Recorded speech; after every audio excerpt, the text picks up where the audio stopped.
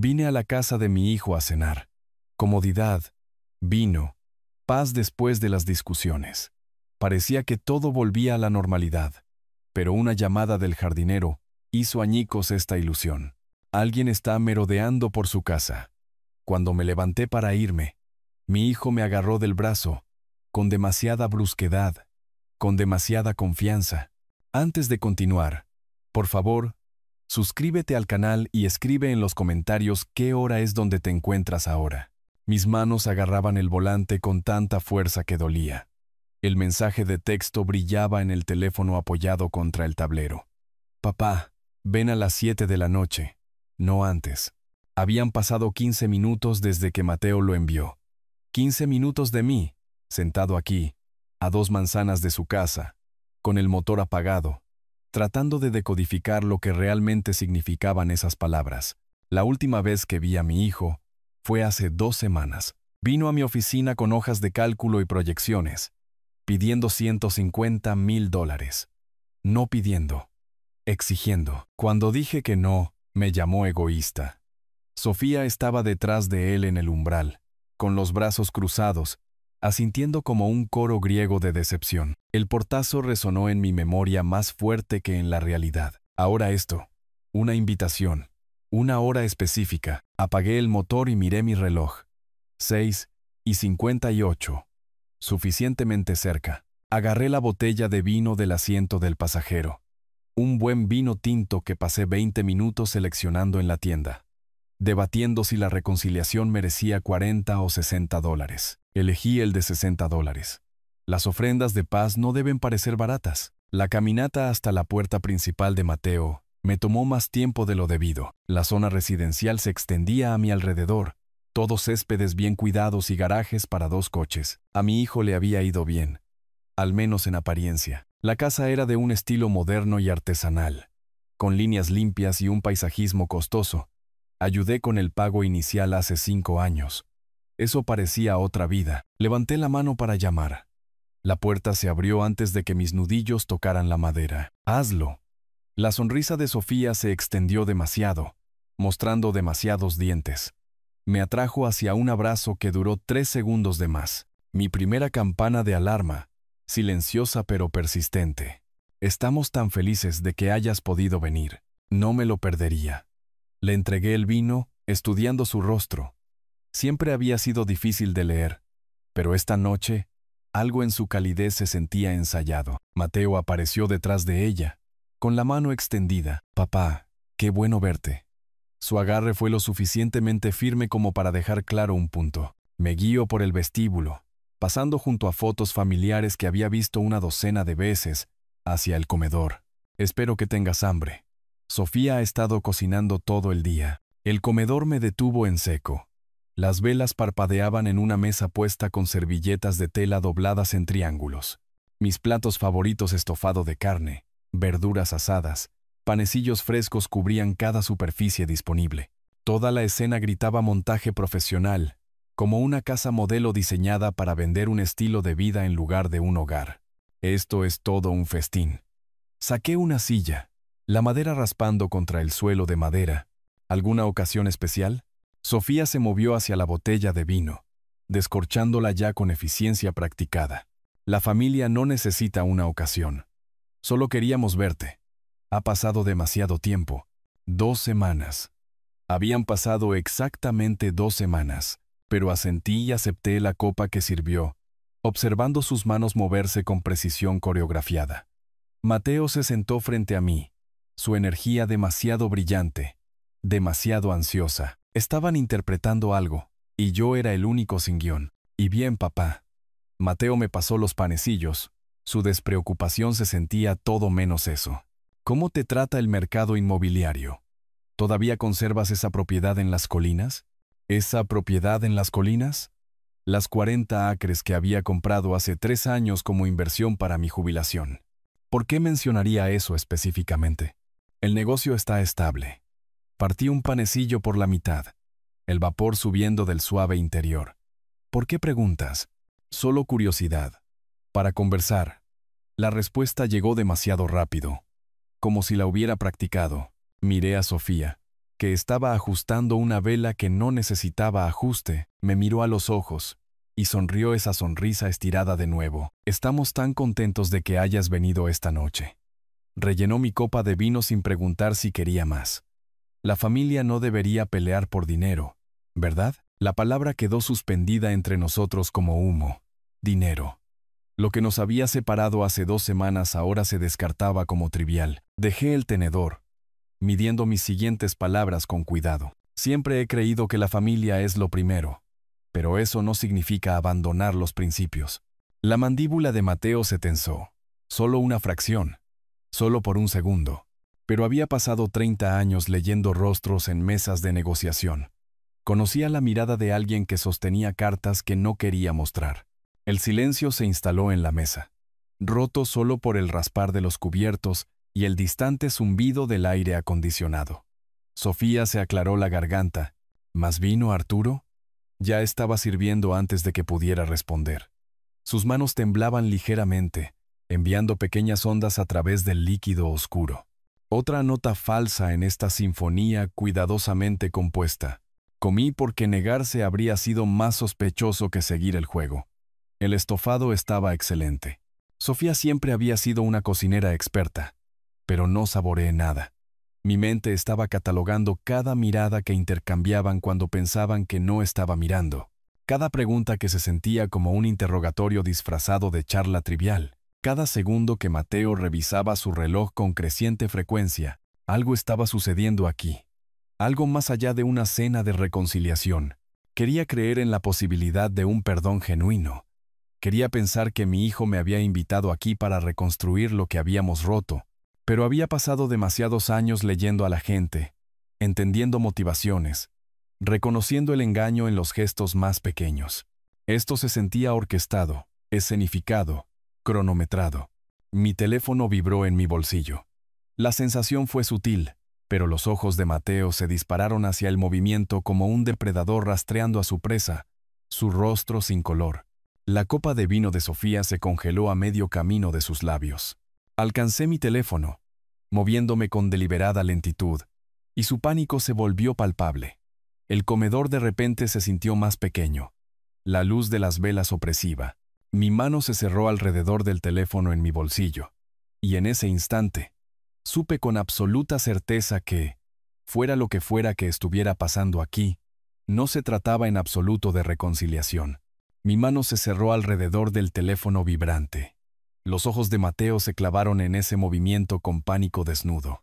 La copa de vino de Sofía se detuvo en el aire, suspendida como si se hubiera congelado a mitad de gesto. El comedor se contrajo a nuestro alrededor. Saqué el teléfono lentamente, manteniendo mi expresión neutral, incluso mientras mi pulso se aceleraba. La pantalla mostraba 2 mensajes de Carlos, mi jardinero. El primero: «Señor Herrera, ¿está usted en casa?». El segundo hizo que mi sangre se helara. «Oigo ruidos en su casa, veo luz en su estudio. ¿Debería llamar a la policía?». Leí ambos mensajes 2 veces, luego una tercera, asegurándome absolutamente de que entendía lo que estaba viendo. Alguien estaba en mi casa, en este momento en mi estudio, donde guardaba documentos, registros financieros, la caja fuerte detrás de la estantería, que contenía $20,000 en efectivo y las joyas de mi madre. La silla raspó contra el suelo mientras me ponía de pie. El sonido pareció imposiblemente fuerte en el repentino silencio. «Tengo que irme, ahora». Mateo se abalanzó sobre la mesa antes de que hubiera dado 2 pasos. Su mano se cerró alrededor de mi muñeca con una fuerza impactante, los dedos hundiéndose en el tendón. «Detente. Papá, espera. Solo dame 5 minutos, por favor. Déjame explicarte». Miré su mano en mi muñeca, los puntos de presión blancos donde su agarre cortaba la circulación, a mi hijo reteniéndome físicamente mientras alguien robaba mi casa. ¿Explicar qué, exactamente? Mi voz salió plana, sin inflexiones. ¿Por qué me necesitabas aquí precisamente a las 7 en punto? ¿Por qué Sofía sigue preguntando por mi propiedad en las colinas? Su rostro me lo dijo todo. La confirmación que no quería, pero que ahora no podía negar. La cuidadosa máscara que había usado toda la noche se hizo añicos por completo, reemplazada por algo desesperado y acorralado. Sofía se movió para bloquear la salida del comedor. La amable anfitriona había desaparecido por completo, dejando atrás un cálculo frío, ropa barata. Arturo, si te sientas y escuchas, muévete. Ahora. Usé la voz que reservaba para negociaciones que se habían vuelto hostiles, para tratos donde ser educado había dejado de servir. 3 décadas de autoridad comprimidas en 2 sílabas. Los ojos de Sofía se agrandaron, pero no se hizo a un lado. El agarre de Mateo se apretó en mi muñeca. No entiendes la presión bajo la que estamos, las deudas, la oportunidad. Tienes tanto, y nosotros solo necesitábamos. ¿Necesitabas robar a tu propio padre? Escribí con mi mano libre, el pulgar moviéndose por la pantalla. Llame a la policía, ahora. Voy para la casa. La respuesta de Carlos llegó de inmediato. Ya estoy llamando. Papá, por favor. La voz de Mateo se quebró en algo cercano a la súplica. Si nos hubieras dado el dinero cuando te lo pedimos, nada de esto sería necesario. Estás sentado sobre cientos de miles en propiedades e inversiones mientras nosotros nos ahogamos. ¿Qué clase de padre? Me liberé del brazo con más fuerza de la necesaria. Sus dedos dejaron marcas rojas en mi muñeca que se convertirían en moratones por la mañana. El acto físico de romper su agarre se sintió simbólico de algo más grande que se rompía entre nosotros. ¿Qué clase de hijo conspira para robar a su padre? Mientras finge hacer las paces, empujé a Sofía para pasar, no bruscamente, pero con suficiente determinación como para que tuviera que elegir entre moverse o ser movida. Eligió hacerse a un lado. Mateo me siguió al pasillo, todavía hablando, todavía justificándose. El contratista que contratamos es un profesional. Sabe lo que hace. Nada se dañaría. Te lo devolveríamos con las ganancias del negocio. Ni siquiera te habrías enterado si tu jardinero no hubiera. Me detuve en la puerta principal, con la mano en el pomo, y me volví una última vez. Sé exactamente lo que está pasando. Y sé que tú hiciste esto. El silencio que siguió no estaba vacío. Estaba lleno de admisión, con el peso de la traición plenamente reconocida. Sin negaciones, solo el rostro pálido de Mateo y la mirada calculadora de Sofía, ambos entendiendo que el plan se había derrumbado por completo. Si denuncias esto, comenzó Sofía. Su voz dura ahora, toda pretensión abandonada. Ya lo he hecho. Salí, dejando la puerta abierta detrás de mí. El aire fresco de la noche me golpeó la cara como una bofetada, despejando la calidez artificial de su cena escenificada. Mi coche esperaba en la acera donde lo había aparcado hacía 1 hora. Un hombre diferente había cerrado esa puerta. Un hombre diferente había caminado por esa acera, llevando vino y esperanza. 23 minutos hasta mi casa si rompía los límites de velocidad. Lo calculé automáticamente mientras arrancaba el motor. Memoria muscular de 30 años conduciendo por estas carreteras. El teléfono descansaba en el asiento del pasajero. Los mensajes de Carlos aún brillando en la pantalla. Me alejé de la acera, viendo la casa de Mateo encogerse en el espejo retrovisor. La luz del porche iluminaba 2 figuras de pie en el umbral. Ninguno saludó. Mis manos agarraban el volante con tanta fuerza que dolía. De nuevo. Pero esta vez el dolor se sentía esclarecedor, en lugar de ansioso. Las piezas habían caído en su lugar con terrible precisión.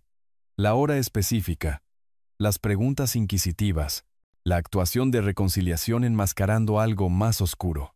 Habían tomado su decisión, orquestado toda esta velada, usado a la familia como camuflaje para el robo, creído que sería lo suficientemente estúpido, o lo suficientemente confiado, o lo suficientemente desesperado por la reconciliación como para no ver a través de su teatro. Se habían equivocado. El viaje se extendía ante mí. 23 minutos de autopista oscura y expansión suburbana. Pero mi mente ya estaba en la casa, ya catalogando lo que tendría que pasar a continuación. Informes policiales, reclamaciones de seguros, documentación de pruebas, procedimientos legales. Esto ya no se trataba de ira. La ira era caliente, inmediata y temporal. Lo que cristalizó en mí durante ese viaje fue más frío y permanente.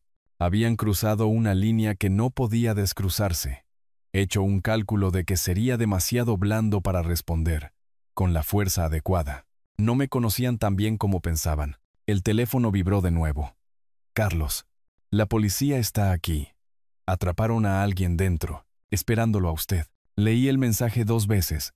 Luego volví a dejar el teléfono en el asiento del pasajero. Las luces traseras de otros coches pasaban borrosas. El velocímetro subía. Mi muñeca palpitaba donde Mateo me había agarrado. 20 minutos para llegar. 19. Tits y Ojo habían tomado su decisión. Ahora yo tomaría la mía. Luces rojas y azules pintaban mi casa con colores acusadores. 2 patrullas de policía estaban en la entrada. Sus luces estroboscópicas volviéndolo todo crudo y surrealista. Había aparcado detrás de ellos, apagando el motor pero quedándome sentado por un momento, con las manos aún aferradas al volante. Carlos estaba en el césped delantero, con el teléfono agarrado con ambas manos como un talismán. Su rostro se inundó de alivio cuando me vio. La puerta principal estaba abierta, no pateada, no forzada, simplemente abierta como si alguien hubiera salido casualmente después de terminar una tarea. Esa violación casual me hirió más profundamente que cualquier entrada forzada. Señor Herrera. Carlos me encontró a mitad de camino en el césped. Lamento mucho no haber llamado antes. Pensé que tal vez usted había vuelto a casa temprano, que las luces era usted. Hiciste exactamente lo correcto. Le apreté el hombro brevemente. Gracias por llamar cuando lo hiciste. Lo que no dije, si hubieras llamado 30 minutos antes, todavía tendría ilusiones sobre mi hijo. Una oficial salió de la casa, libreta en mano. De unos 40 y tantos años, una mujer hispana con ojos agudos y un aire de autoridad competente. Señor Herrera, soy la oficial Linda Martínez. Hemos asegurado las instalaciones y comenzado a documentar la escena. Necesitaré que recorra conmigo. Identifique lo que falta. La seguí adentro. Cada habitación se sentía como visitar un lugar familiar, vuelto extraño por la violación. La sala de estar parecía intacta, la cocina sin disturbios, pero en el dormitorio, los cajones de mi cómoda colgaban abiertos en ángulos extraños. El joyero que mi madre me había dado estaba vacío sobre la mesita de noche, su interior de terciopelo expuesto como una herida abierta. Juego de servicio de plata del gabinete del comedor. Mantuve mi voz nivelada, profesional. Valor de $8,500. 3 relojes de la caja fuerte del dormitorio, un Rolex Submariner, un Omega Seamaster, un Patek Philippe antiguo, $23,000 combinados. La oficial Martínez escribió sin levantar la vista. La caja fuerte del dormitorio. ¿Fue forzada? No. Cerradura de combinación. Intacta. Me moví al estudio donde Carlos había visto la luz. Mi escritorio había sido registrado con eficiencia sistemática. Piezas de joyería. Aproximadamente $15,000. Varios documentos. ¿Qué tipo de documentos? Abrí la caja fuerte de la pared detrás de la estantería. La puerta se abrió libremente. Nunca había cambiado la combinación en 12 años. Dentro, los huecos marcaban dónde deberían haber estado los artículos. Escritura de propiedad de mi terreno en las colinas. 40 acres. Comprados en 2022. Valor actual aproximado de $890,000.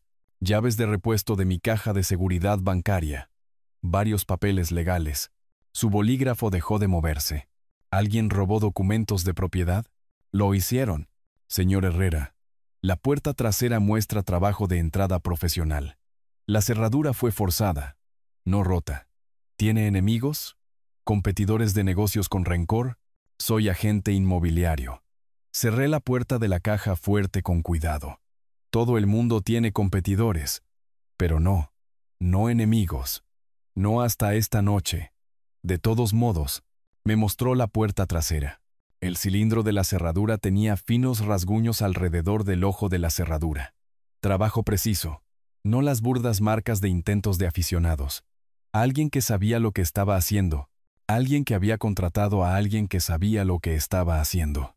¿Alguna idea de quién podría tener acceso a su sistema de seguridad? La oficial Martínez golpeó su bolígrafo contra su libreta. Fue desactivado. No cortado, no eludido. Apagado correctamente desde adentro. Hice una pausa.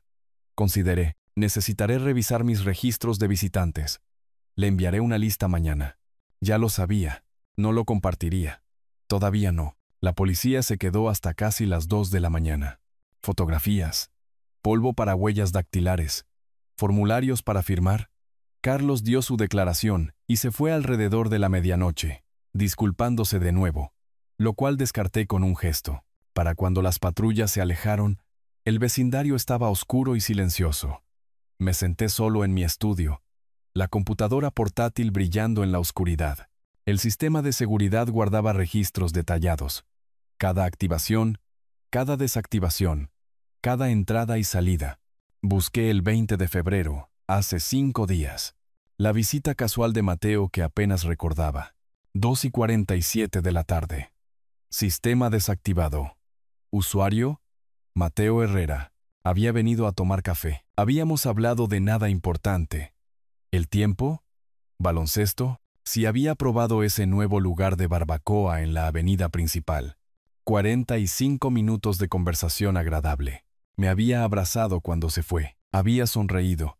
Me había abrazado y había desactivado mi sistema de seguridad. Observé esa marca de tiempo durante mucho tiempo. La vi difuminarse ligeramente mientras mi agotamiento se unía a reacciones involuntarias. Mi mano tembló cuando alcancé el café frío junto al teclado. Mi teléfono vibró. De nuevo. Lo había estado ignorando durante horas. 17 llamadas perdidas de Mateo. 12 mensajes de texto de Sofía, cada uno más desesperado que el anterior. Papá, por favor llámame. Necesitamos hablar. Todo esto es un malentendido. No estás respondiendo y estoy preocupada. Papá, por favor. Los desplacé con desapego clínico. Luego abrí la información de contacto de Mateo. Mantuve mi pulgar sobre su nombre durante 3 largos segundos. 17 llamadas perdidas. 12 mensajes de texto. Presione bloquear contacto. La pantalla me pidió que confirmara. Mi pulgar se cernió sobre bloquear. Quizás por un latido. Lo presioné. Luego encontré la tarjeta de presentación de Beatriz Galván en el cajón de mi escritorio. Habíamos trabajado juntas en un complejo cierre comercial hace 5 años. Un trato contencioso donde tener una abogada astuta había marcado la diferencia entre ganancias y desastre. Su tarjeta decía, Beatriz Galván, planificación patrimonial y protección de activos. Marqué su número. Saltó el correo de voz. Grabación profesional, eficiente y concisa. Beatriz, habla Arturo Herrera. Trabajamos en el trato de la Plaza del Río en 2020. Necesito discutir la protección de activos urgentemente. No planificación. Protección. Llámeme cuando pueda. Mi voz no transmitía emoción, solo necesidad de negocios. Dejé el teléfono sobre la impresión del registro de seguridad. El amanecer aún estaba a horas de distancia. La casa se sentía demasiado grande a mi alrededor, demasiado vacía. Cada espacio recordándome lo que me habían quitado y, más dolorosamente, quién lo había tomado. Pero no lloré, no me enfurecí, no me quebré. Simplemente me senté en la oscuridad, haciendo listas. ¿Qué se había ido? ¿Qué era vulnerable? ¿Qué necesitaba protección? La transformación no estaba completa, pero había comenzado. El teléfono sonó a las 11:30. Todavía estaba en mi estudio, todavía con la ropa de ayer. El café a mi lado se había enfriado hacía horas.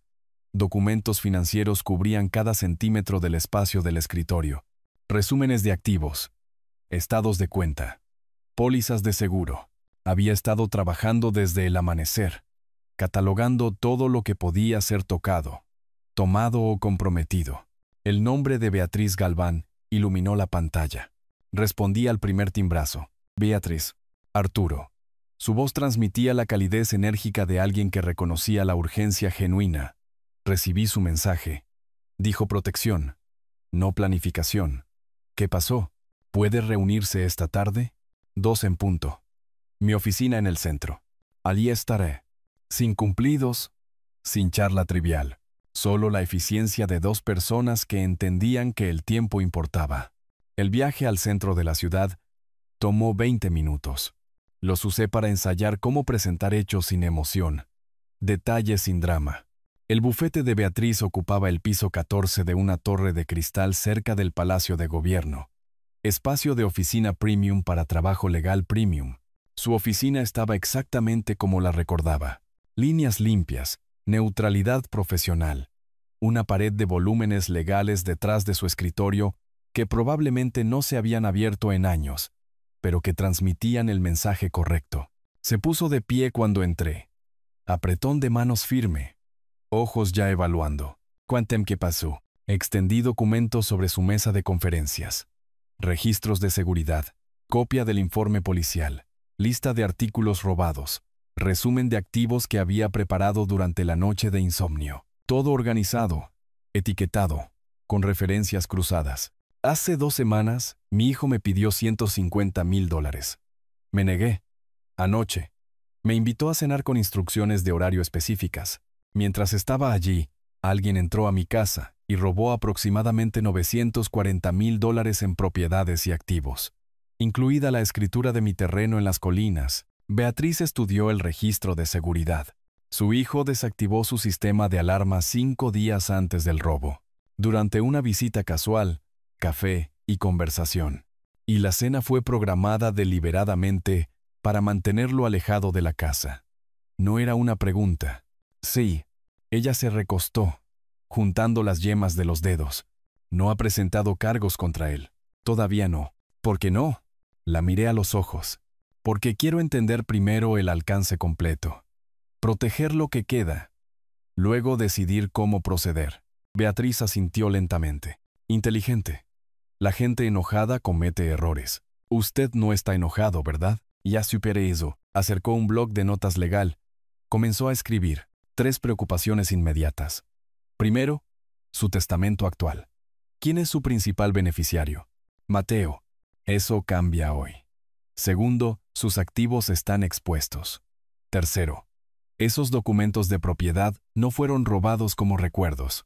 Con su escritura y acceso a su información personal, muestras de firma, números de identificación, podría falsificar una transferencia de propiedad o sacar préstamos contra esa tierra antes de que se dé cuenta de lo que está sucediendo. Mi estómago se apretó. ¿Cómo sabría si ya lo ha intentado? Los registros del secretario del condado mostrarían cualquier documento presentado.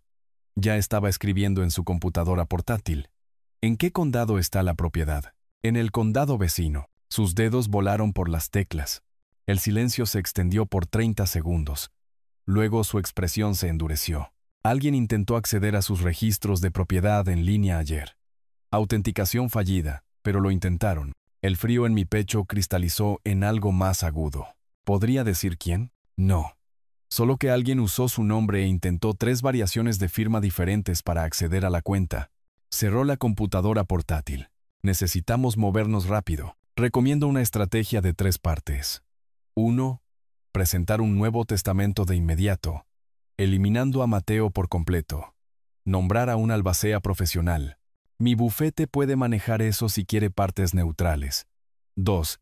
Crear un fideicomiso en vida revocable para proteger sus activos de posibles reclamaciones legales. 3. Documentar todo para un posible enjuiciamiento penal. ¿Cuánto tiempo? Nuevo testamento. Podemos redactarlo hoy y ejecutarlo mañana con testigos. Los documentos del fideicomiso llevan más tiempo. 48 horas como mínimo. Procesamiento prioritario. Necesitaré tasaciones completas de los activos. Tengo números preliminares. Preliminar no es suficiente para esto. Necesita tasaciones profesionales que establezcan el valor legal de todo. Bienes raíces, vehículos, inversiones, bienes personales. Revisó su calendario. Puedo tener un tasador en su casa mañana por la tarde. Esto tomará la mayor parte del día. Lo que sea necesario. Beatriz me miró con aprobación. La mayoría de la gente en su posición quiere venganza. Usted quiere protección primero. La venganza es una emoción. Necesito justicia. Eso requiere planificación. Entonces, construyamos su fortaleza. Los siguientes 5 días se convirtieron en un borrón de acción sistemática. Reuniones con tasadores que fotografiaron y catalogaron cada activo. Sesiones con Beatriz revisando estructuras de fideicomisos e implicaciones fiscales. Visitas a la oficina del notario para firmas atestiguadas. Formularios presentados ante el secretario del condado. El registro estatal. La oficina de impuestos. Cambié cada contraseña, cada código de seguridad, cada método de acceso a cuentas. Mi banco emitió nuevas tarjetas. Mi firma de inversiones configuró la autenticación de 2 factores.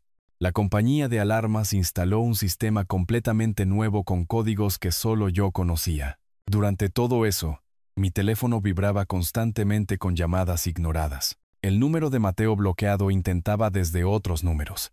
El celular de Sofía, su teléfono fijo. Números desconocidos que debían ser teléfonos de amigos.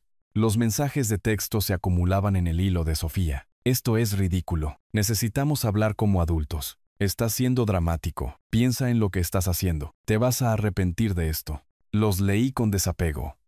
Los documenté. Guardé capturas de pantalla. Nunca respondí. El 26 de febrero, Beatriz llamó para confirmar que los documentos finales habían sido presentados. Sus activos están dentro de un fideicomiso al que Mateo no puede acceder. Su testamento nombra a mi bufete como albacea. Todo está asegurado.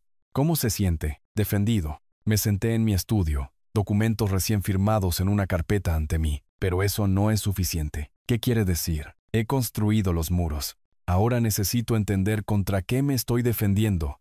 Necesito saber el alcance completo de lo que Mateo planeó. Eso suena a que quiere una investigación. ¿Conoce a alguien que haga análisis forense financiero? Sí, conozco. Me dio un nombre, un número. Pero Arturo, tenga cuidado.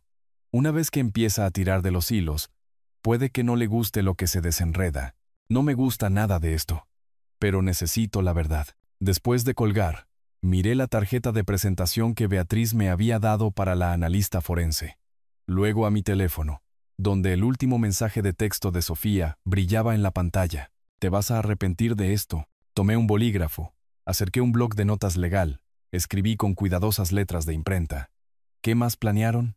La pregunta quedó en la página como un desafío. Había construido mis defensas, protegido lo que quedaba. Ahora era el momento de entender exactamente contra qué estaba en guerra. La cafetería era un territorio deliberadamente neutral. No mi casa, no mi oficina. Un escondite, metido en el centro de la ciudad, cerca del distrito financiero, donde nadie me reconocería ni le importaría la conversación en la mesa de la esquina. Clara Montes llegó exactamente a tiempo. Bolso de computadora portátil al hombro. Atuendo de negocios que decía ex investigadora federal, más claramente que cualquier presentación. Beatriz había respondido por ella. Ex empleada de la oficina de impuestos, ahora en el sector privado, con reputación de desentrañar complejos esquemas financieros, con la misma precisión que otros podrían usar para resolver crucigramas. Señor Herrera, su apretón de manos fue firme, profesional, sin simpatía en sus ojos, lo cual aprecié. Solo evaluación. Deslicé una carpeta sobre la mesa. Todo lo que sé sobre los planes de negocios de mi hijo. Información bancaria de cuando estaba listado como contacto de emergencia. Ese acceso caducó hace meses, pero tendrá puntos de partida. Historial de empleo. Las solicitudes de préstamo que quería que firmara. Ojeó sin hablar, absorbiendo información de la misma manera que un escáner lee documentos. Su hijo le pidió que cofirmara un préstamo comercial. Hace 4 meses. Me negué. Inteligente levantó la vista. Su hijo está en graves problemas financieros. Esta estructura de préstamo grita desesperación. ¿Qué tan graves? 250,000 en deuda total contando tarjetas de crédito y el préstamo comercial. Eso es presión. Mantuve mi voz nivelada. ¿Suficiente presión para robar a tu padre? La gente hace cosas peores por menos. Cerró la carpeta. ¿Qué quiere que encuentre exactamente? Todo. El alcance completo de lo que planeó. Si ya se había comprometido a gastos. ¿Quién más sabía? ¿Qué pretendía hacer con mi propiedad? Eso llevará tiempo. Tengo tiempo. Lo que necesito es certeza. Ella asintió una vez. Enviaré informes de progreso por correo electrónico encriptado. Deme 2 semanas. El primer informe llegó 3 días después. Documentación financiera densa. Estados de cuenta bancarios obtenidos a través de canales legales sobre los que no pregunté. Papeles de préstamo, con la firma de Mateo. El monto del préstamo, $180,000 al 18% de interés. tasas predatorias que los prestamistas legítimos no tocarían. El segundo informe llegó una semana después. Este incluía contratos de arrendamiento, espacio de oficina premium en el corredor tecnológico de la ciudad, $8,500 de alquiler mensual por 3 años. Firmado el 10 de febrero, 10 días antes del robo. Primer mes. Último mes. Depósito de seguridad, $25,500. Vencimiento inmediato. ¿Puede rastrear si se había comprometido a gastos antes del robo? Pregunté durante nuestra segunda reunión en la misma cafetería. Ya está hecho. Clara giró su computadora portátil hacia mí. Contrato de arrendamiento de oficina firmado el 10 de febrero. Alquiler del primer mes más depósito. $25,000. Estaba totalmente comprometido antes de robarle a usted. Las palabras quedaron flotando.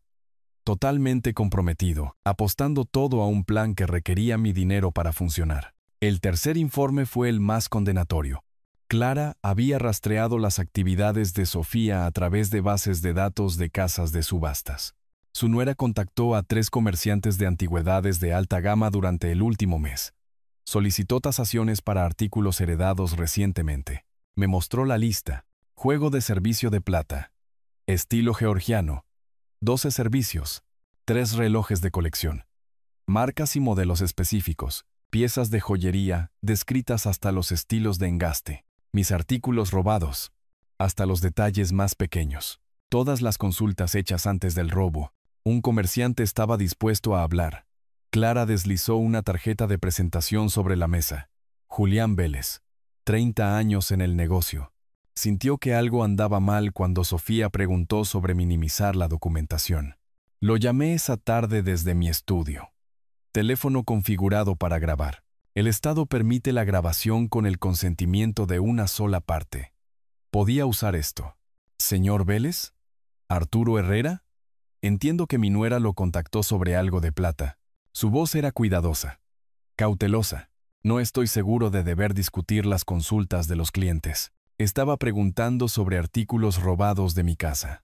Tengo el informe policial, si desea el número de caso. Silencio. Luego. ¿Robados? Hace 3 semanas. La joven fue muy específica sobre el patrón de la plata. Su tono cambió. Servicial ahora. Cooperativo. Estilo georgiano. De 1820. 12 servicios.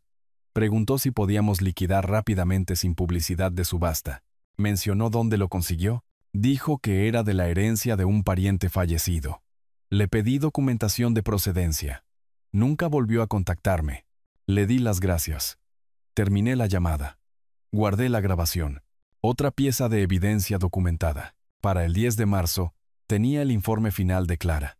Completo, devastador. Había delineado el plan completo. Mateo saca un préstamo de alto riesgo. Firma un contrato de arrendamiento de oficina que requiere capital inmediato. Se da cuenta de que su padre no proporcionará fondos. Planea el robo coordinado con la cena de distracción. Roba documentos de propiedad con la intención de falsificar la firma en los formularios de transferencia. Vende el terreno a un comprador predeterminado, probablemente alguien que lo revendería de inmediato. Desaparece $890,000 en la cuenta del negocio. Paga el préstamo. Financia la operación. El padre descubre el robo demasiado tarde para evitar la venta de la propiedad. Su hijo planeó falsificar su firma en los documentos de transferencia de propiedad, vender a un comprador predeterminado y desaparecer el dinero en su cuenta comercial. Conversión clásica de activos. La expresión de Clara permaneció neutral, profesional. Puede probar esto. Puedo demostrar motivo, oportunidad y preparación. Eso es evidencia a nivel de fiscalía. Extendí todo sobre mi escritorio esa noche. Carpetas de evidencia organizadas por categoría. Desesperación financiera. Premeditación. Conspiración. Intención de defraudar. Cada carpeta gruesa con documentación. Estados de cuenta. Contratos de arrendamiento. Conversaciones grabadas. Correspondencia de la casa de subastas. No solo robó, calculó, planeó, preparó contingencias. Envié todo a Beatriz Galván, le dije a Clara durante nuestra última llamada. Mantenga sus archivos originales seguros. Necesitaremos esto. Cerré la última carpeta. Las apilé ordenadamente en mi escritorio. El teléfono vibró. Mateo llamando desde otro número más. Lo vi sonar. El nombre, llamada desconocida, brillando en la pantalla. Sabiendo que era él. Sabiendo que estaba lo suficientemente desesperado como para seguir intentándolo. No respondí, pero esta vez tampoco lo bloqueé. En cambio, dejé el teléfono sobre las carpetas de evidencia, dejándolo vibrar contra la prueba documentada de su traición. La carpeta debajo decía, conversión de activos y fraude. M. Herrera. Llama todo lo que quieras, le dije a la habitación vacía. Cuando hablemos, será en mis términos. El teléfono quedó en silencio. Afuera, el anochecer se posaba sobre la ciudad. Las luces de la ciudad se encendieron una por una, metódicas e inevitables. Había construido mis defensas, reunido mi evidencia. Ahora, solo necesitaba esperar el próximo movimiento de Mateo. No tardaría mucho. 5 días de silencio, sin devolución de llamadas, sin textos respondidos, sin respuesta a correos electrónicos. La desesperación de Mateo debe haber alcanzado una masa crítica, porque el sábado por la tarde oí su coche entrar en mi entrada. Había estado esperando esto. Lo encontré en la puerta antes de que pudiera llamar. Estaba de pie en el porche. Sofía detrás de él, ambos luciendo como si hubieran ensayado su enfoque. Sofía llevaba una expresión de preocupación que habría sido convincente si no hubiera escuchado su voz grabada preguntando a los comerciantes de antigüedades sobre ventas discretas. «Papá». La voz de Mateo transmitía una falsa paciencia, como si estuviera tratando con un niño difícil. «Necesitamos hablar. No puedes simplemente ignorarnos para siempre». «No los estoy ignorando. Estoy eligiendo no interactuar». «Eso es lo mismo». «No». Mantuve mi mano en el marco de la puerta, mi cuerpo bloqueando la entrada. Ignorar implica evitación inconsciente. Esto es una elección deliberada. Sofía dio un paso adelante, tocando el brazo de Mateo en lo que probablemente pensó que era un gesto tranquilizador. «Hazlo, por favor. Somos familia. Sea lo que sea que creas que pasó. No creo nada». «Lo sé». La miré directamente. «Háblame de Julián Vélez». Su rostro se quedó cuidadosamente inexpresivo. «¿Quién?» «Comerciante de antigüedades. Lo contactaste hace 4 semanas sobre un juego de plata georgiano. Preguntaste sobre minimizar la documentación para ventas de patrimonio. ¿Te suena de algo?» La cuidadosa inexpresión se resquebrajó ligeramente. Los ojos de Mateo se volvieron hacia ella, agudos e inquisitivos. «No sé de qué estás hablando». Pero su voz se había vuelto tensa. «Tengo la grabación». Fue muy servicial una vez que le expliqué que los artículos que describiste fueron robados de mi casa.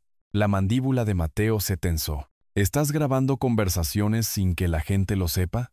El Estado permite el consentimiento de una sola parte. Completamente legal.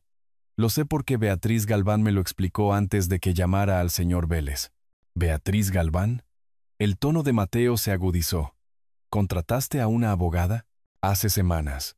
Y a una analista financiera. Y cambié mi testamento. Y creé un fideicomiso que ninguno de ustedes puede tocar. Lo vi procesar cada revelación. Vi su rostro, pálido. ¿Tu contrato de arrendamiento de oficina en el corredor tecnológico? $8,500 al mes. Lo firmaste el 10 de febrero. 10 días antes de que me robaras. Eso no es. No lo. Se detuvo, recalibrando. Pedimos prestado. Íbamos a devolvértelo, falsificando mi firma en los documentos de transferencia de propiedad. Su silencio fue confirmación suficiente. Sofía cambió de táctica, dando un paso adelante con las manos levantadas en súplica.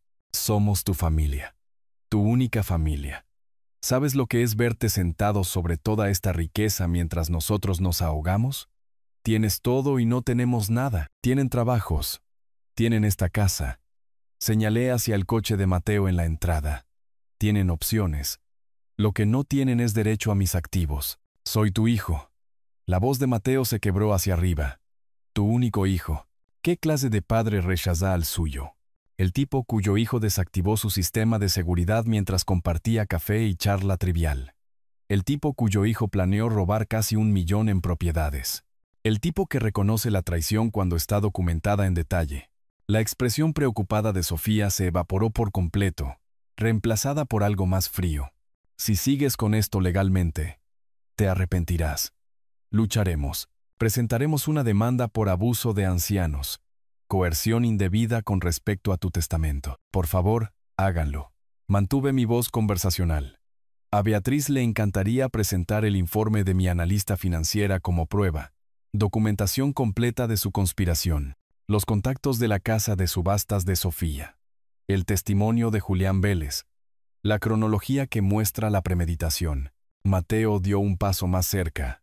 La ira reemplazando la desesperación. Estás destruyendo a tu familia por dinero. No. Ustedes la destruyeron cuando eligieron el robo sobre la honestidad. Cuando me abrazaste de despedida después de desactivar mi alarma. Cuando Sofía me sonrió al otro lado de la mesa mientras alguien estaba en mi casa robando las joyas de mi madre. Necesitábamos.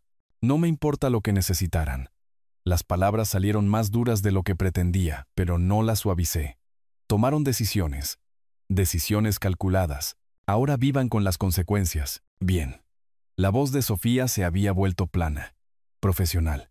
Veremos qué piensa un juez sobre un anciano que cambia su testamento bajo circunstancias sospechosas. Las evaluaciones de competencia mental pueden revelar mucho. Sí, pueden. Revelarían que soy un exitoso agente inmobiliario comercial sin deterioro cognitivo, memoria perfecta y documentación que explica exactamente por qué desheredé a mi hijo ladrón. Las manos de Mateo se cerraron en puños a sus costados. No amenazantes, solo ira impotente buscando expresión. Vas a morir solo. ¿Lo sabes? Amargado y solo. Y espero que recuerdes este momento. Espero que recuerdes elegir tu propiedad sobre tu familia. Recordaré el momento en que elegiste robarme en lugar de aceptar mi decisión. Retrocedí. Mano en la puerta. Hemos terminado aquí. Papá, por favor. La voz de Mateo se quebró de nuevo, volviendo a la súplica. No lo hagas. Levanté una mano. No intentes eso ahora. Me mostraste quién eres. Te creo. Cerré la puerta. La aseguré. Me quedé allí escuchando voces ahogadas en el porche. Mateo y Sofía, discutiendo en agudos susurros. Luego pasos. Puertas de coche. Motor arrancando. El coche alejándose. Caminé hacia la ventana de la sala. Los vi desaparecer en la esquina. Un vecino paseando a su perro saludó tentativamente. Probablemente habían oído los gritos. Le devolví el saludo. Mi teléfono ya estaba en mi mano. Beatriz respondió al segundo timbrazo. Hazlo. ¿Cómo fue? Exactamente como se predijo. Está amenazando con una demanda de competencia. Predecible. No sonaba preocupada. Déjalo intentar. Le saldrá el tiro por la culata espectacularmente. Con eso cuento. Me alejé de la ventana, de vuelta a mi estudio donde la carpeta de pruebas todavía estaba en mi escritorio. Necesitamos discutir los próximos pasos. Mateo acaba de hacer esto mucho más fácil. ¿Cómo así? Tomé la carpeta etiquetada como desesperación financiera. Hojeé la documentación de Clara. Vino aquí enojado, desesperado, amenazante. Mostró exactamente quién es cuando está acorralado. Si realmente presenta la demanda, tendremos sus reclamos legales infundados registrados junto con nuestra evidencia documentada de sus crímenes, construyendo un patrón de comportamiento. Exactamente. Redactaré nuestra estrategia de respuesta. El crujido de papeles sonó en su lado. Y Arturo, lo hiciste bien.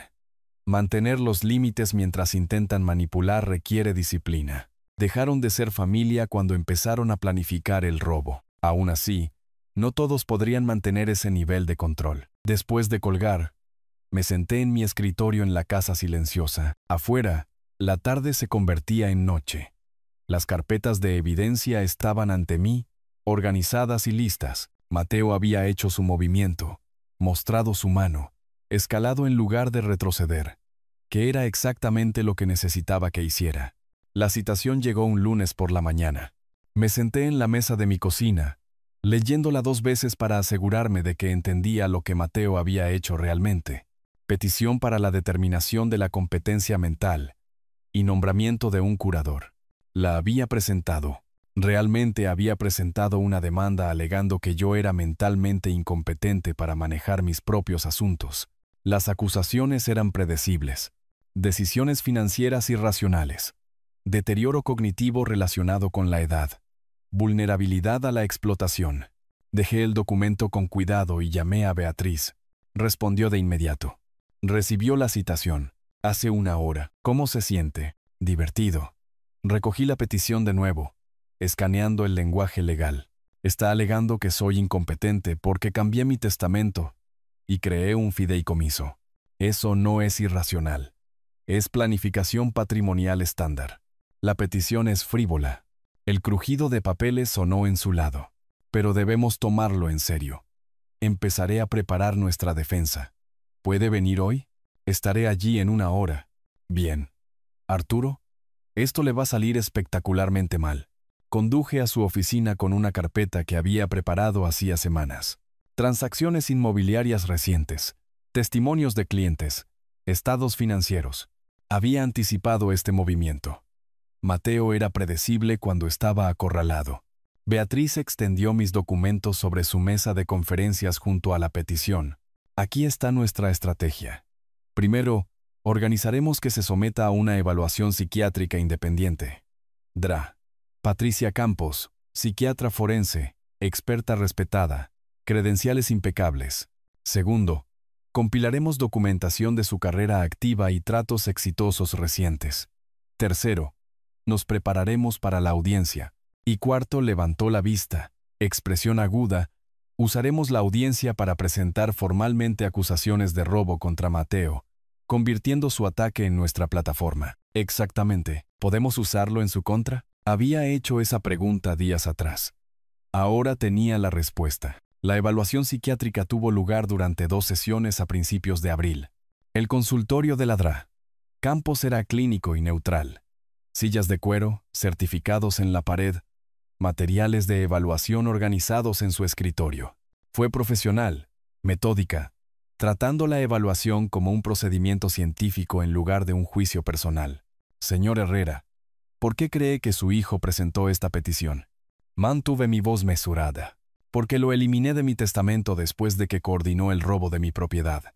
Está tratando de recuperar el control a través de los tribunales. Tomó nota sin levantar la vista. Esa es una evaluación coherente y lógica. Las pruebas cubrieron memoria, razonamiento, juicio, comprensión financiera. Respondí a cada pregunta con el mismo enfoque profesional que usaría para una negociación inmobiliaria compleja. Esto no era personal. Era documentación. Su informe llegó una semana después. Beatriz leyó la sección relevante por teléfono. El señor Herrera no demuestra deterioro cognitivo. Obtiene una puntuación por encima del promedio para su grupo de edad en todas las evaluaciones. Exhibe un juicio y capacidades de razonamiento excelentes. El desafío de competencia no tiene base médica. Eso debería ser suficiente. Más que suficiente. La audiencia está programada para el 18 de abril. Esté allí a las 9. El Palacio de Justicia ese martes por la mañana estaba exactamente como lo recordaba de décadas de cierres inmobiliarios. Beige institucional, iluminación fluorescente, la eficiencia silenciosa de la maquinaria legal. Llegué 30 minutos antes con mi atuendo profesional. Traje, corbata, zapatos lustrados, la misma ropa que usaría para cerrar un trato de $1 millón. Mateo se sentó al otro lado del pasillo con su abogado, un hombre más joven que no reconocí, probablemente cobrando honorarios significativos por un caso débil. Sofía no estaba allí. Inteligente. Su presencia habría sido un lastre. Mateo no me miraba a los ojos. La jueza Margarita Salas llamó a la audiencia al orden. De unos 50 y tantos años. Comportamiento eficiente. La mirada de alguien que había visto todas las variaciones del drama familiar.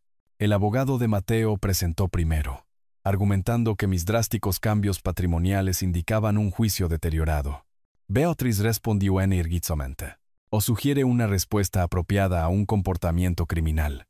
Señor Herrera, por favor, cuéntele a la corte sobre el 15 de febrero. Me puse de pie, subí al estrado de los testigos y hablé claramente, factualmente, sin emoción, solo cronología. Mi hijo desactivó el sistema de seguridad de mi casa durante una visita.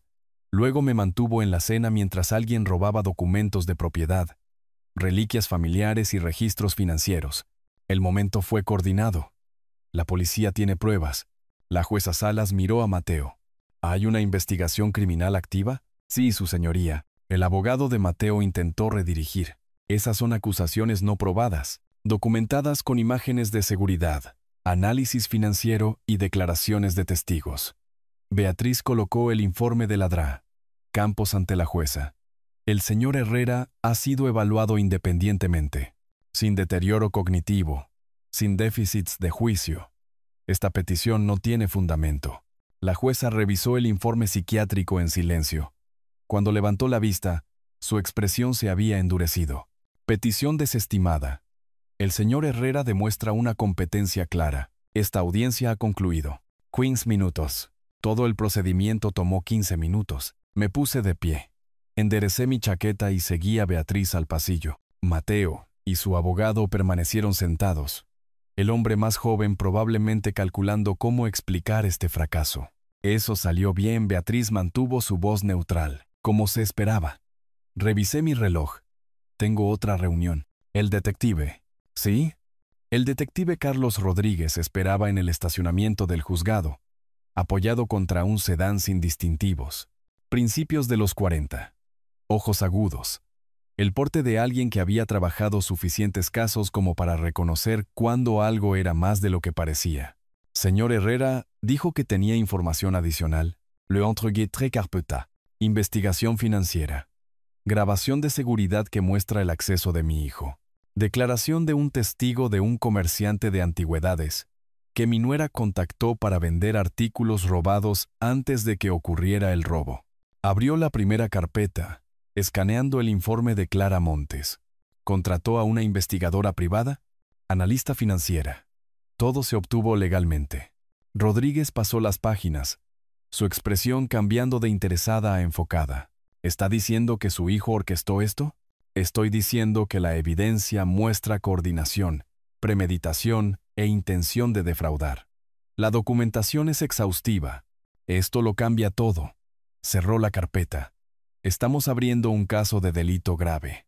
Robo de más de $30,000. Eso es de segundo grado en este estado. Necesitaremos que venga para una declaración formal.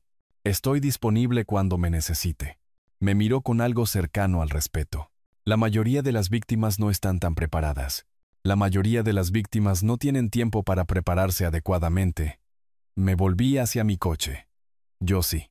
La investigación criminal se convirtió en registro público en 3 días. Los archivos judiciales son públicos. Cualquiera que buscara el nombre de Mateo lo encontraría. Alegaciones de robo, robo coordinado, investigación de delito grave pendiente. Al final de esa semana, había hecho 3 llamadas telefónicas, no a Mateo, a personas que podrían hacer su ya desesperada situación imposible. Empecé con el contrato de arrendamiento de la oficina. Tomás Rivas era el dueño del edificio donde Mateo había firmado su compromiso de 3 años. Habíamos trabajado juntos en 2 tratos comerciales en la última década. Relación profesional basada en el respeto mutuo y cierres exitosos. Lo llamé desde mi estudio un viernes por la tarde. Tomás. Habla Arturo Herrera. ¿Cómo van las cosas? Ocupado como siempre. ¿Qué puedo hacer por ti? Nada urgente. Solo quería mencionar algo que deberías saber. Uno de tus inquilinos, Mateo Herrera, oficina 412, está actualmente bajo investigación criminal por robo grave. Registro público. Archivos judiciales disponibles. Silencio. Luego. ¿Ese es tu hijo? Sí. ¿Y me estás diciendo esto por qué? Porque tienes un negocio que proteger. Lo que hagas con la información es tu decisión. Mantuve mi tono neutral. Fáctico. Pensé que querrías saberlo antes de tomar decisiones sobre renovaciones de contrato o acuerdos de pago. Apreciado. Su voz había cambiado al cálculo empresarial. Lo investigaré. El contrato de arrendamiento tenía una cláusula estándar sobre conducta criminal que afectaba el arrendamiento. Tomás la encontraría. Actuaría en consecuencia. No porque se lo pedí, sino porque proteger el valor de su propiedad era un negocio inteligente. La segunda llamada fue a Karina Soto en el First Capital Bank. No la oficial de préstamos de Mateo. Nunca habría discutido información de clientes conmigo, pero sí el departamento de cumplimiento.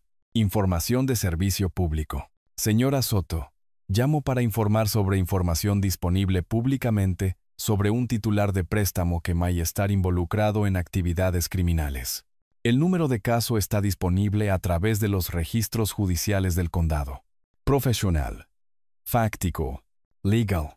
Los bancos tienen protocolos automáticos para titulares de préstamos bajo investigación por delitos graves, disparadores de evaluación de riesgos, revisiones obligatorias. El préstamo de alto interés de Mateo ya lo marcaba como de alto riesgo. Añada una investigación criminal y los algoritmos harían el resto. La tercera llamada fue más delicada. Andrés Prieto, abogado de bienes raíces comerciales, que había referido a varios clientes a Mateo durante el último año. Habíamos cerrado tratos juntos. Conocíamos las reputaciones del otro. Me reuní con él para tomar un café en el centro. Andrés, aprecio que hayas hecho tiempo, siempre. ¿Qué tienes en mente? Deslicé una carpeta sobre la mesa. Mi hijo está bajo investigación criminal por robo, fraude financiero, robo coordinado. Los registros judiciales son públicos. Pensé que debería saberlo antes de referirle más clientes. No abrió la carpeta de inmediato. Solo me miró. Evaluando, estás torpedeando a tu propio hijo. Estoy proporcionando información fáctica para proteger a tus clientes. Lo que hagas con ella es tu elección. ¿Por qué decirme esto? Porque valoras tu reputación y tus clientes confían en tus referencias. Si el negocio de Mateo colapsa bajo cargos criminales, todos los conectados a él se ven salpicados. Te estoy dando la oportunidad de retroceder antes de que eso suceda. Abrió la carpeta, leyó la primera página. La cerró. Aprecio el aviso. Cortesía profesional. Andrés Prieto dejó de referir clientes esa misma semana. La voz se corre en las redes profesionales. No chismes. Solo gestión de riesgos. Gente protegiendo sus negocios, sus reputaciones, sus clientes. Las consultas de negocios de Mateo se secaron. Sus consultas programadas se cancelaron. Su cartera de proyectos se vació. La revisión automática del banco se disparó el 30 de abril. No supe el momento exacto. No lo necesitaba. Los mecanismos eran predecibles. Prestatario de alto riesgo más investigación criminal es igual a cláusula de aceleración de préstamo. Práctica estándar. Mateo recibió un aviso de que su préstamo de $180,000 estaba siendo reclamado. Reembolso total requerido en 30 días. Imposible para alguien sin flujo de ingresos, deudas crecientes y un negocio en colapso. Tomás Rivas invocó la cláusula de rescisión del contrato de arrendamiento el 5 de mayo. Investigación criminal que afecta la reputación de la propiedad. Inquilino que no mantiene operaciones comerciales. Incumplimiento de los términos del contrato. Mateo tenía 30 días para... No contacté a Mateo. No me regodé. No expliqué. Solo observé caer las fichas de dominó con el mismo desapego profesional que usaría para monitorear un cierre complejo. Cada pieza moviéndose exactamente como se predijo. Cada consecuencia fluyendo naturalmente de la anterior. A mediados de mayo, Mateo no tenía oficina, ni préstamo activo, ni cartera de clientes, ni fuente de ingresos. Sofía dejó de publicar en las redes sociales. Su casa salió a la venta. No por elección, sino por necesidad. Los pagos de la hipoteca dejaron de ser teóricos cuando no entra dinero. Me senté en mi estudio una noche a fines de mayo revisando la cronología que había mantenido. Febrero. El robo. Marzo. Protecciones legales establecidas. Abril. Desestimado el desafío de competencia. Investigación criminal abierta. Mayo. Estructura empresarial colapsada. ¿Eficiente? ¿Preciso? ¿Completo? Mi teléfono sonó. Número desconocido. Respondí. Papá. La voz de Mateo era áspera, agotada. Por favor, necesitamos hablar. Solo tú y yo. No dije nada. Dejé que el silencio se alargara. Iré a verte. Mañana por la mañana. Te lo estoy pidiendo. Por favor, consideré. Este era el momento que había estado diseñando durante meses. Mateo despojado de influencia, de opciones, de dignidad, viniendo a rogar porque no tenía a dónde más ir. 10 en punto. Porche delantero. No traigas a Sofía. Colgué antes de que pudiera responder. Dejé el teléfono sobre mi escritorio junto a las carpetas de evidencia que habían construido este momento, pieza por pieza documentada. Mañana por la mañana, Mateo llegaría a mi puerta sin nada más que desesperación, y yo estaría listo. El coche de Mateo entró en mi entrada exactamente a las 10 en punto un martes por la mañana, a principios de junio. Yo estaba de pie en el porche delantero, brazos cruzados, la puerta cerrada detrás de mí. La misma posición que en nuestra última confrontación, pero todo había cambiado desde entonces. Salió solo, sin Sofía, sin aliados, sin influencia. Parecía vaciado. Sin afeitar, camisa arrugada. Sombras bajo los ojos que hablaban de noches de insomnio y pánico creciente. El plazo de 30 días del banco estaba a 9 días de distancia. 15 de junio. $180,000 debidos en su totalidad. Impossible. Se acercó lentamente, subiendo los escalones del porche como si cada uno requiriera un esfuerzo deliberado. Esperé. Dejé que el silencio fuera mi primera arma. Papá. Su voz se quebró ligeramente. Lo siento. Cometí errores terribles. Estaba desesperado. Y fui estúpido. Y lo siento. Por favor, solo ayúdame. Soy tu hijo. Dejé que el silencio se alargara. 5 segundos. 10. Viéndolo inquieto, viéndolo esperar, viéndolo darse cuenta de que no iba a ponérselo fácil. Tú eras mi hijo. Luego te convertiste en un ladrón que atacó a su propio padre. Lo sé, y yo. Se detuvo, se reagrupó. Devolveré las cosas que todavía tengo. Los relojes, algunas de las joyas. Haré pagos por el resto. Solo pídele al fiscal que retire los cargos. Por favor. Entré en la casa sin hablar. La expresión de Mateo osciló entre la esperanza y la confusión. Regresé 30 segundos después con un documento que había preparado hace 3 días. Sabía que esta conversación llegaría. Lee esto. Lo tomó, escaneando la primera página. Su rostro pasó por la esperanza, la comprensión, y luego la ira a medida que la comprensión se asentaba. ¿Confesión pública?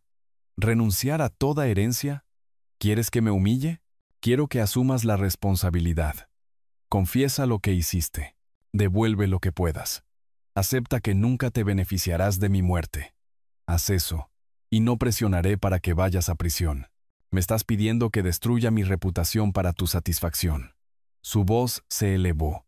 Eres cruel, manipulador. Eres tú quien está destrozando a esta familia. Te estoy ofreciendo una elección entre consecuencias. Consecuencias reducidas si aceptas la responsabilidad. Consecuencias completas si no lo haces. Tienes 48 horas. Arrugó el documento en su puño. Lo arrojó al suelo del porche. No lo haré. No dejaré que me conviertas en el villano cuando estás destruyendo a tu propio hijo por un error. Por dinero. A eso se reduce todo. Valoras la propiedad más que a la familia. No. Tú valoraste la propiedad sobre la familia. Lo planeaste, lo ejecutaste, y ahora enfrentas los resultados. Yo simplemente me niego a salvarte de ellos. Te odio. Las palabras salieron planas, fácticas. Espero que lo sepas. Espero que lo recuerdes. Recordaré que elegiste el orgullo sobre el pragmatismo. Recogí el documento arrugado, alisándolo contra mi pierna. 48 horas. Después de eso, la oferta expira. Se alejó. No corrió. No se fue furioso dramáticamente. Simplemente caminó hacia su coche con la postura derrotada de alguien que lo había perdido todo y aún no podía admitir por qué. Lo vi alejarse. Luego entré y archivé el documento arrugado en mi estudio. Evidencia de que había ofrecido misericordia. Evidencia de que la había rechazado. Luego llamé a Beatriz. Está hecho, se negó. Programa una reunión para la fundación. ¿Estás seguro de esto? Nunca he estado más seguro de nada. La campaña de rumores de Sofía comenzó la misma semana. Conocidos mutuos llamaron. Preguntas sutiles sobre problemas familiares y si estaba siendo demasiado duro con Mateo por desacuerdos menores. La manipulación social era transparente. Pintar a Arturo como el viejo cruel, a Mateo como la víctima de la vengatividad paterna. No funcionó. La investigación criminal era de dominio público. Cualquiera con acceso a Internet podía encontrar los archivos judiciales las acusaciones de robo, la documentación de evidencia. Arturo Herrera tenía 3 décadas de reputación en la comunidad empresarial de la ciudad. Sofía tenía una narrativa de un mes que contradecía hechos documentados. La realidad ganó. 3 semanas después, me senté en la oficina del abogado de la fundación. Beatriz estaba allí, junto con 2 contadores y un especialista en estructuras de fideicomisos caritativos. La mesa de conferencias estaba cubierta de documentos, títulos de propiedad, transferencias de cuentas de inversión, asignaciones de activos líquidos. Esto es permanente, dijo Beatriz, no por primera vez. 11 que firme, estos activos pertenecen a la fundación. No puede reclamarlos. Entiendo, está transfiriendo todo. 2.1 millones en activos totales. Vivirá de sus ingresos actuales y lo que genere en el futuro. Pero la riqueza acumulada se ha ido de su patrimonio personal. Quiero todo transferido. Propiedad, inversiones, cuentas, todo. La fundación proporcionará becas para jóvenes emprendedores que demuestren integridad. Gente que construya negocios honestamente. El abogado deslizó el documento final sobre la mesa. Transferencia irrevocable de activos. Fundación de Emprendimiento Herrera. Firmé. El notario selló. Estaba hecho. Beatriz me miró con algo entre respeto y curiosidad. Acaba de desheredar permanentemente a su hijo. Acabo de asegurar que mis activos ayudarán a personas que los merecen. Me puse de pie, recogiendo mis copias. ¿Cómo avanza el caso penal? El juicio está programado para agosto. El fiscal está confiado. Asentí una vez. Bien. Salí de la oficina y conduje a casa a través del calor de la tarde de la ciudad. Los documentos firmados en el asiento del pasajero. La fundación estaba establecida. Las becas se lanzarían en otoño. Jóvenes emprendedores con planes de negocios sólidos y carácter demostrable recibirían fondos para iniciar empresas honestas. Mateo no recibiría nada, ni de mi patrimonio, ni de ninguna herencia futura, ni de ninguna maniobra legal que pudiera intentar. La estructura de la fundación era férrea. Había construido algo permanente desde las ruinas de nuestra relación. Algo que nos sobreviviría a ambos. Ayudaría a personas que nunca habían oído hablar de Mateo o su traición. Crearía valor donde él había intentado destruirlo. A la mañana siguiente volví al trabajo. Una muestra de propiedad comercial para un cliente potencial. Negociaciones de contrato de un espacio comercial. Actividades comerciales normales que no tenían nada que ver con venganza o justicia o drama familiar. La vida continuando como lo hace, independientemente de lo que se queme detrás de ti. El juicio concluyó un jueves a mediados de agosto. Mateo se declaró culpable de cargos reducidos. El fiscal no pudo probar cada elemento del robo grave original, pero había suficiente para una condena por allanamiento criminal y robo de propiedad de más de $30,000. La jueza no fue comprensiva.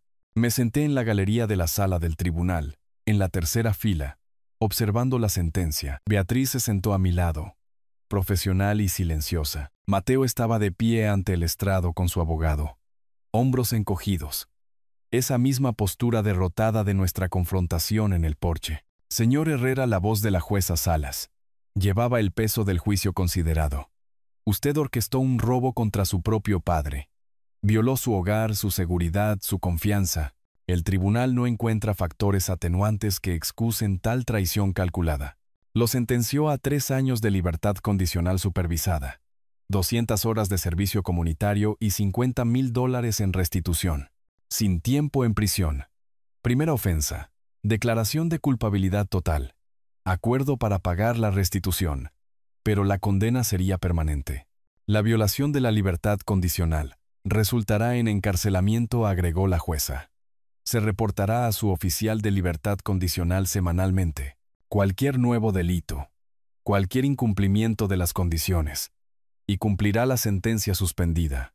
¿Entiende? Sí, su señoría. Sofía no estaba en la sala del tribunal. Había solicitado el divorcio en julio. Los papeles se entregaron mientras Mateo se preparaba para el juicio. Movimiento pragmático, protegiéndose de sus responsabilidades legales y financieras, saliendo antes de que el colapso fuera completo. Mujer inteligente. Simplemente usó su inteligencia para los propósitos equivocados. Las consecuencias profesionales siguieron automáticamente. La licencia de bienes raíces de Mateo fue revocada. Sus certificaciones de consultoría de TI fueron suspendidas. Las asociaciones profesionales lo expulsaron.